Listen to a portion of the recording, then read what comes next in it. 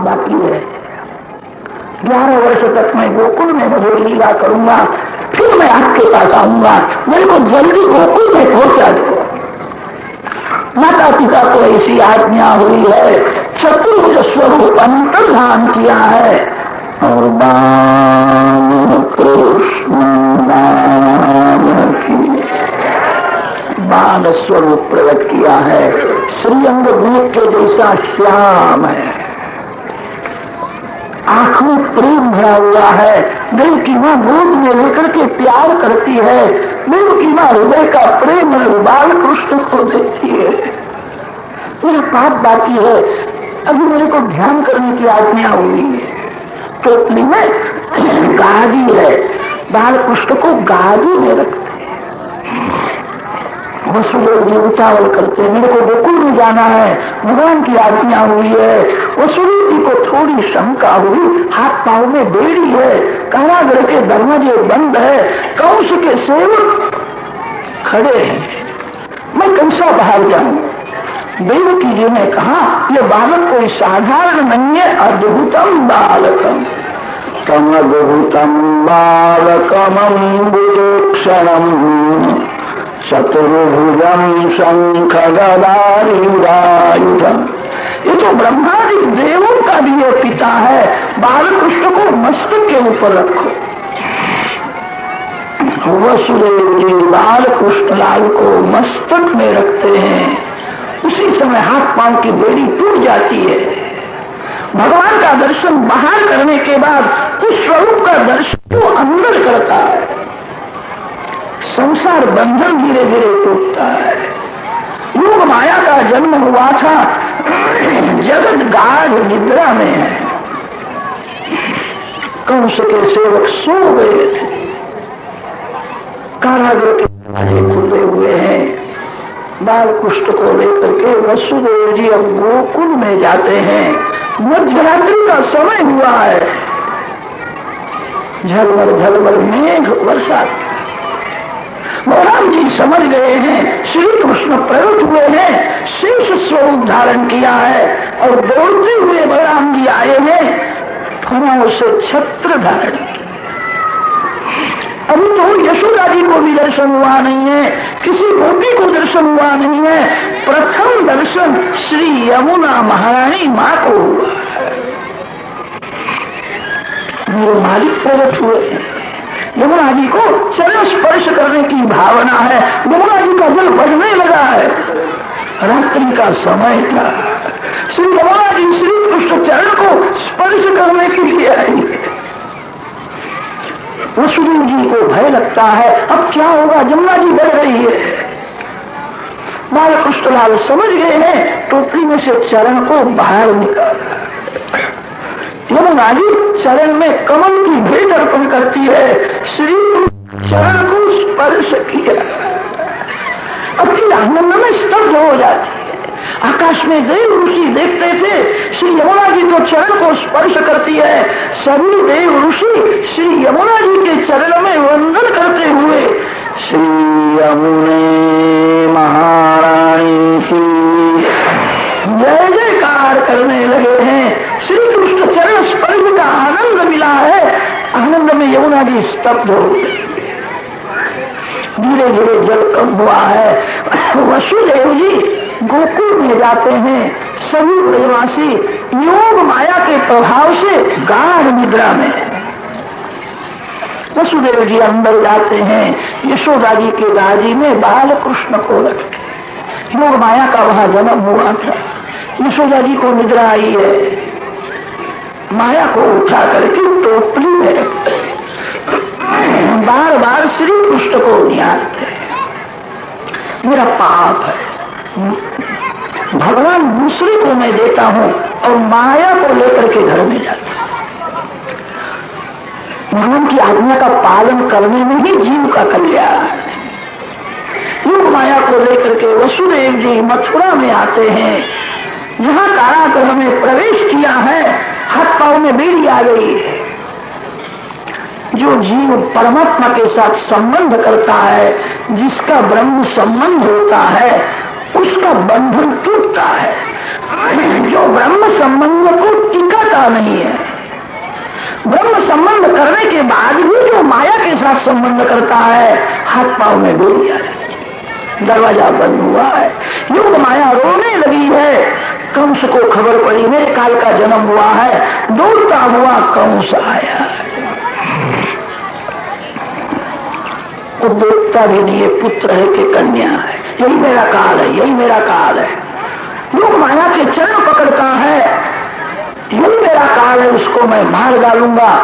पत्थर के ऊपर पटकने के लिए जाता है, योग माया उसके हाथ में से निकल गई है।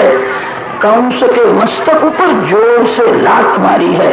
मूर्ख, तेरी को अक्ल नहीं है, बालकों को मारता है।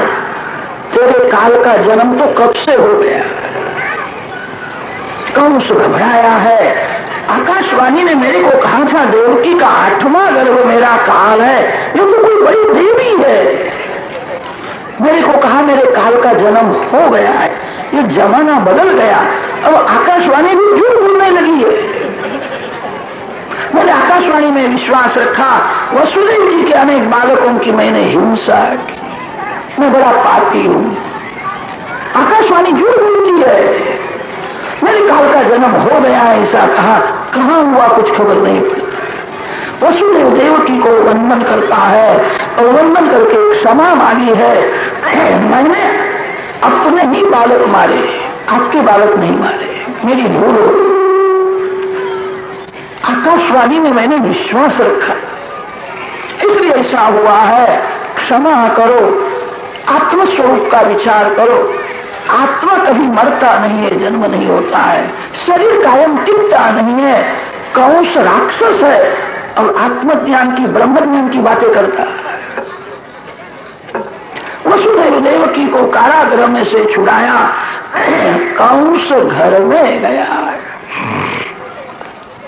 नंद महोत्सव की अब कथा, अति मधुर यह कथा, प्रेम से सुन।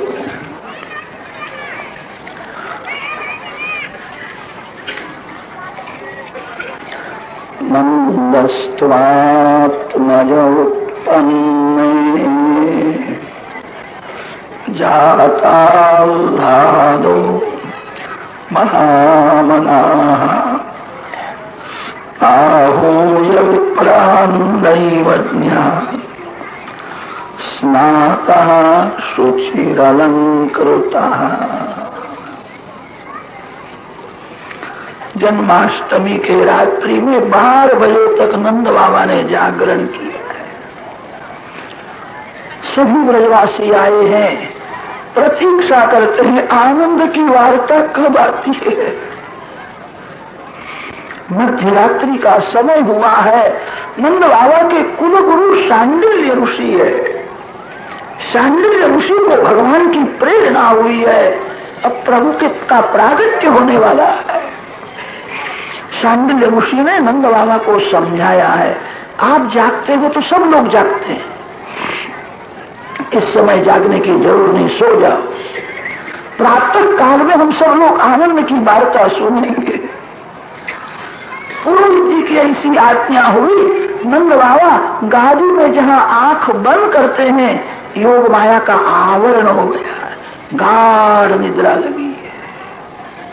वसुदेव जी बाल कृष्णलाल को लेकर के गोकुल में आए।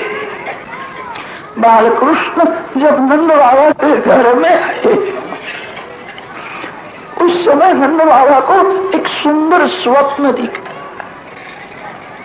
नंद बाबा ने स्वप्न में देखा है, बड़े बड़े संत महात्मा मेरे घर में आए, मैं सभी को वंदन करता हूँ, सभी मेरे को आशीर्वाद देते हैं, उठो उठो, अब भाग्य में उदय होने वाला है, भगवान आते हैं। नंद जी ने स्वप्न में देखा है, मैं गायों की पूजा करता हूँ, मैं गायों का दान करता हूँ। नंद बाबा को स्वप्न में दर्शन हुआ है, यशोदा जी के गोद में अति सुंदर एक बालक खेलता है। बाल कृष्ण का दर्शन हुआ है। नंद बाबा जागते, कैसा सुंदर बालक था, उसका रंग कैसा था, उसके बाल कैसे थे, उसकी आंख बहुत सुंदर थी। रात्रि में 12 बजे तक मैं पुत्र का विचार करता था। इसीलिए स्वप्न में मेरे को बालक का दर्शन हुआ है। ऐसा बालक तो होने वाला नहीं। मैंने ऐसा कहा पुण्य किया है। मेरी नारायण से सुंदर कौन हो सकता है? नंद बाबा के घर में नारायण की सेवा थी। मैंने जो यशोदा के गोद में बालक देखा है, ऐसा लगता है नारायण से भी बहुत सुंदर। ऐसा तो नहीं होगा, ना होगा ऐसा लगता है। सभी ब्रजवासियों ने मेरे को बहुत आशीर्वाद दिए। मेरे पुण्य से नहीं, ब्रजवासियों के आशीर्वाद से ऐसा बालक होगा। आज का ये स्वप्न बहुत अच्छा है। नंद बाबा के घर में अनेक नौकर है। नंद बाबा गायों की सेवा बहुत प्रेम से करते हैं। जागने के बाद गौशाला में गए हैं, गायों की सेवा करते हैं। आज मन में थोड़ा विचार आया है, भगवान मेरे लिए नहीं, गायों के लिए बालक मेरे को दे। गायों में मेरा बहुत प्रेम है। मृत्यु की शैया में मेरे को गाय बहुत याद आएगी। मेरे पीछे गायों की सेवा कौन करेगा? हे नारायण, मेरे गायों के लिए मेरे को पुत्र। आज नंद बाबा को गायों की चिंता हुई है। बाल कृष्ण उस समय घूटन के बल चलते हुए गौशाला में आए। पीला झबला पहना है, सोने का कंदोरा है, आंख में प्रेम भरा हुआ है, रत्न की कई घूटन के बल चलते हुए वहां आए। जो बालक स्वप्न में यशोदा के गोद में मैंने देखा था, वो यहां दिखता है। नंद बाबा को याद नहीं आता मैं स्वप्न देखता हूं कि मैं जागता हूं। नंद जी को गायों की बहुत चिंता हुई थी। मेरे पीछे गायों की सेवा कौन करेगा? बाल कृष्ण मस्तक हिलाता है, बाबा मैं गायों की सेवा करने के लिए आया हूं। गाय मेरे को बहुत प्यारी लगती है। मुझे को अति आनंद हुआ है।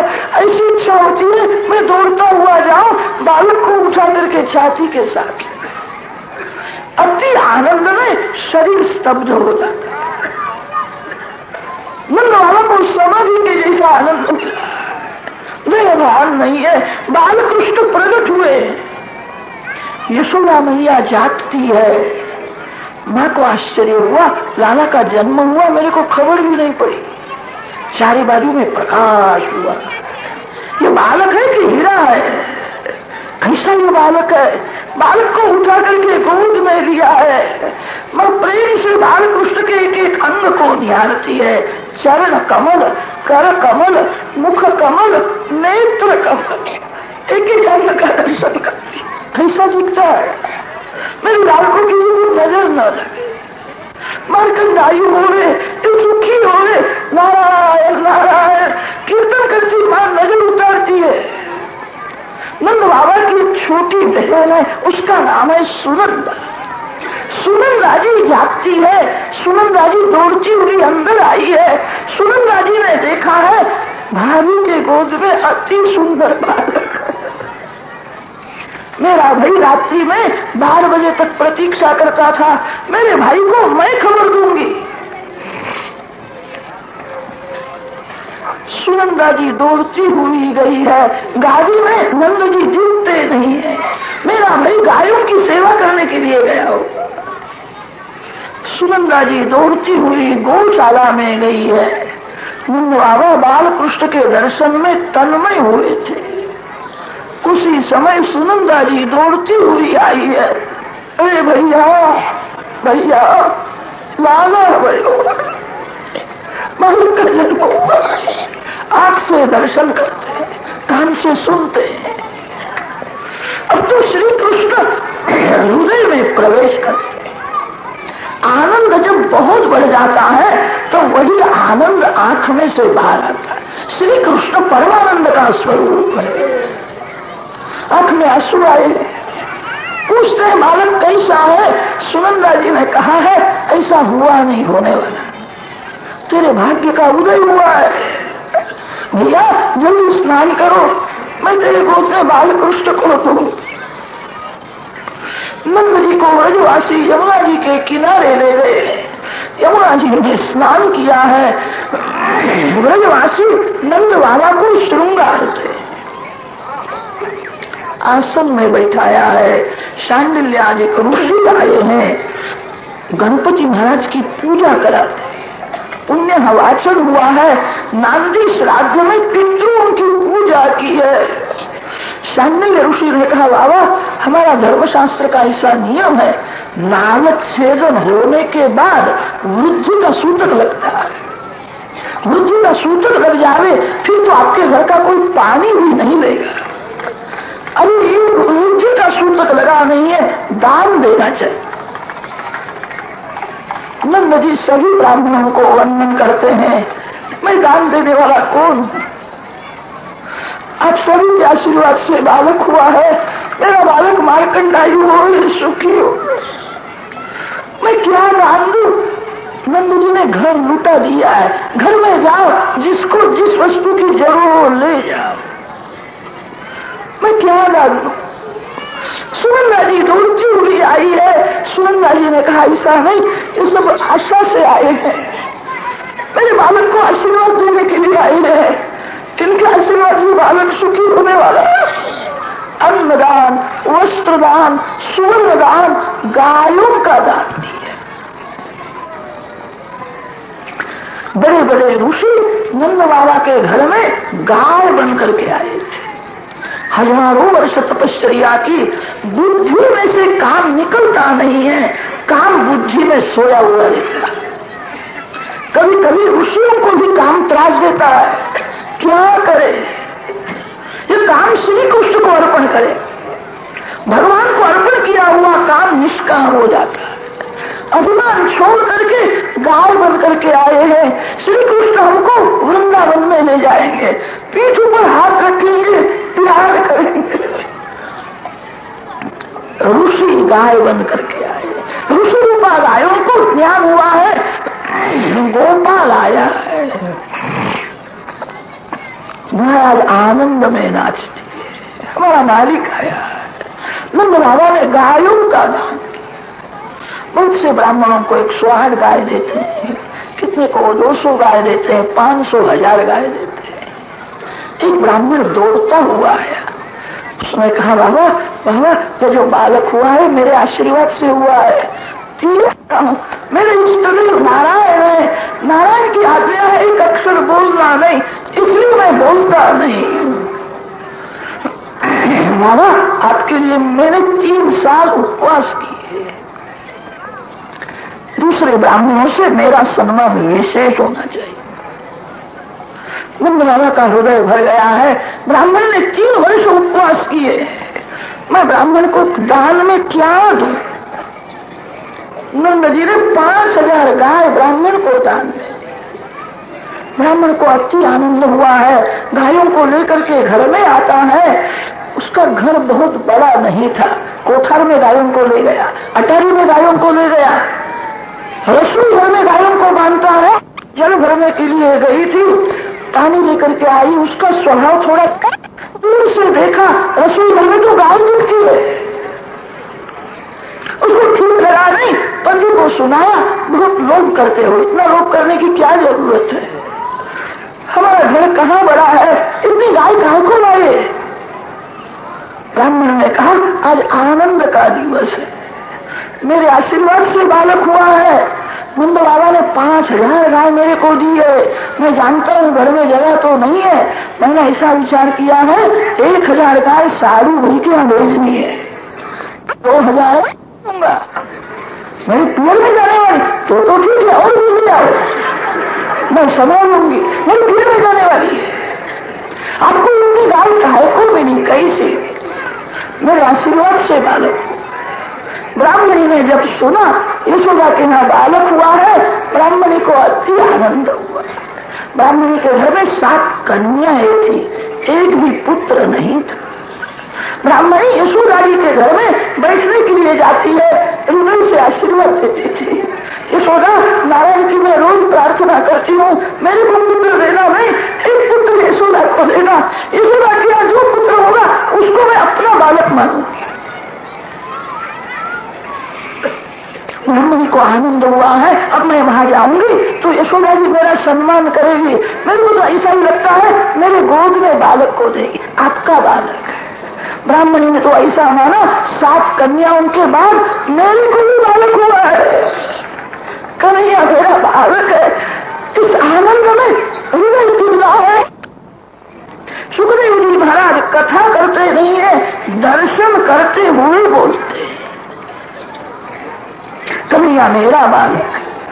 गोपियों ने सुंदर श्रृंगार किया है, श्री कृष्ण दर्शन की तीव्र इच्छा है, बालकृष्ण को भेंट देनी है, वस्त्र आभूषण लेकर के गोपी दौड़ती हुई जाती है। ऐसा लगता है नवविधा भक्ति भगवान को मिलने के लिए दौड़ती है। आज गोपी दौड़ती हुई जाती है, आंख बोलने लगी है, आंख कहती है मैं भाग्यशाली हूं, बालकृष्ण दर्शन का आनंद मेरे को मिलने वाला। कान बोलने लगे श्री कृष्ण के प्रागट्य की वार्ता मैंने सुनाई है, मैं भाग्यशाली हूं। अब मेरा कन्हैया बांसुरी बजावेगा, मेरे को सुनना है। अब संसार व्यवहार की बातें सुननी नहीं है, कन्हैया की मैं बांसुरी सुनूंगा। कान कहता है मैं भाग्यशाली हूं। इतने में हाथ बोलने लगे, भाग्यशाली तो मैं हूं, बालकृष्ण को उठा करके मैं गोद में लूं, बालकृष्ण के मुख में मैं माखन मिश्री दूंगा, श्री कृष्ण सेवा में मैं जाता हूं। हाथ कहते हैं मैं भाग्यशाली हूं। इतने में पांव बोलने लगे, भाग्यशाली तो मैं हूं, आप सभी को उठा करके मैं ले जाता हूं। मेरे अनेक जन्म मेरे को याद आते हैं। पूर्व जन्म में पैसे के लिए मैं बहुत भटकता था। मेरे को याद आता है कामांध होकर के अनेक स्त्रियों के पीछे पीछे मैं चलता था। आज मैं पैसे के लिए नहीं, आज मैं परमात्मा को मिलने के लिए जाता हूं। मेरे को ऐसा लगता है ये मेरा अंतिम जन्म है, अब किसी के पेट में जाना नहीं है, अब तो मैं परमात्मा को मिलने के लिए दौड़ता हुआ जाता हूं। पांव कहते हैं मैं भाग्यशाली।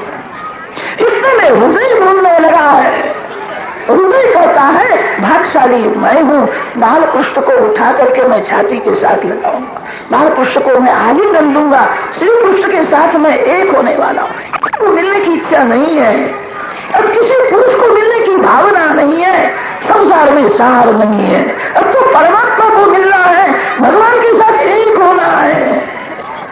हृदय कहता है मैं भाग्यशाली हूं। गोपी दौड़ती हुई जाती है, बहुत भीड़ हुई है, मनमोहरा का हृदय भर जाता है। इनका प्रेम कैसा है, मेरे बालक को आशीर्वाद देने के लिए आई है। मनमोहरा सभी में हाथ जोड़ते, गोपी बालकृष्ण को वस्त्र आभूषण देती है, बालकृष्ण के मस्तक ऊपर हाथ रखती है, बेटा हमारा कंटायु हो जा, बालकृष्ण को आशीर्वाद देती है। गोकुल में कितनी गोपियां बहुत गरीब थी, सुना है यशोदा के यहाँ बालक हुआ है, आज तो कुछ नहीं जाना चाहिए, बालकृष्ण कुछ दे, बालकृष्ण को कुछ देना चाहिए। घर में देखती हूँ उसके घर में कोई सुंदर वस्त्र नहीं, कोई आभूषण नहीं है, बहुत गरीब है। उसको घर में कुछ मिला नहीं, 2 सेर दही की हंडी उसके घर में थी, दही की हंडी मस्तक के ऊपर रखी है, दौड़ती हुई आती है। कोई माखन की गोली मस्तक के ऊपर रखती है, दौड़ती हुई आई है, दूर से बालकृष्ण को निहारती है। श्री कृष्ण दर्शन का ऐसा आनंद हुआ है, कैसा जीवता है, किसी को उसको नजर न लगे, मेरी भी नजर न लगे, मेरी आंख खराब है, मेरा कन्हैया आनंद न दे, इसको किसी की नजर न लगे। बालकृष्ण के दर्शन में ऐसा आनंद हुआ, बालकृष्ण को देने के लिए दही लाई थी, उसको कुछ भाव नहीं रहा नहीं, जो दही बालकृष्ण को देने के लिए लाई थी वो दही अपने सखी के ऊपर फेंकने लगी। बालकृष्ण गाल में हंसने लगे हैं, किसी पागल है, वो मेरे को देने के लिए लाई थी, मेरे को देती नहीं है, वो देगा बात। नंद बाबा के गोकुल में एक वृद्ध ब्राह्मण पति पत्नी रहते थे, बहुत गरीब थे। नंद बाबा ने उनको आधार दिया था, दिन भर पति पत्नी गोपाल मंत्र का जप करते, अति से भूख दोनों भिक्षा मांगने के लिए जाते हैं। भिक्षा में जो कुछ मिले वो गोपाल जी को भोग लगाते हैं। एक बार ब्राह्मण की अवस्था 105 वर्ष की हुई थी, उसको कभी गोपाल कृष्ण का दर्शन हुआ नहीं। दर्शन की तीव्र भावना है, अब वृद्धावस्था है, अब ये शरीर बहुत दिन नहीं रहेगा। मैंने कभी पैसे के लिए प्रवृत्ति नहीं की है, मैंने संसार का कोई सुख भोगा नहीं है, जीवन भर में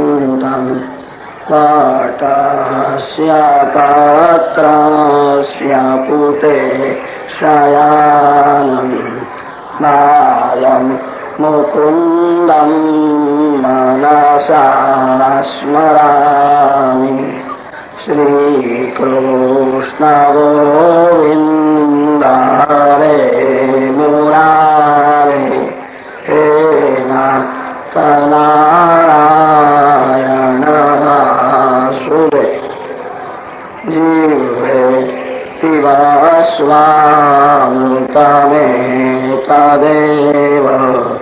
गोविन्द दामोदरमाधव विक्रेतु कामाखिलगोपकन्या